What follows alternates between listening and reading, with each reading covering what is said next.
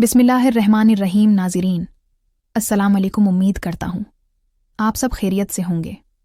इस वीडियो में मैं आपको बताऊंगा कि क्या बीवी को अपने शौहर का उज़ू तनासुल मन्ना में लेना जायज़ है या नहीं, और उसका शरई हुक्म क्या है।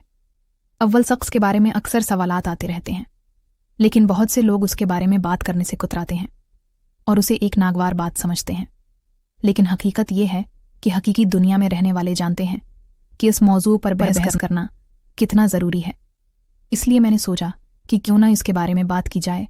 हर मुसलमान मर्द व औरत को अव्वल शख्स के बारे में इल्म होना चाहिए।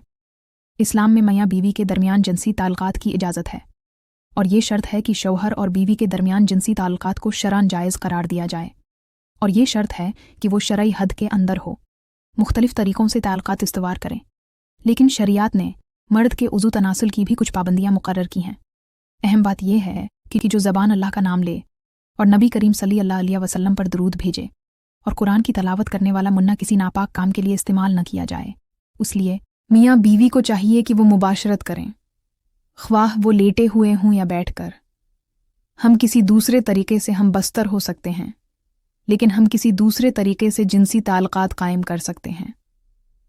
इन दोनों की रज़ामंदी और ये इस्लामी उसूलों के मुताबिक होना चाहिए। उसके अलावा मन्ना में मोहब्बत, बोसा लेने और रोमानवी चीज़ों का ख्याल जहन में आने की वजह मौजूदा सोशल मीडिया और गंदी फिल्में हैं।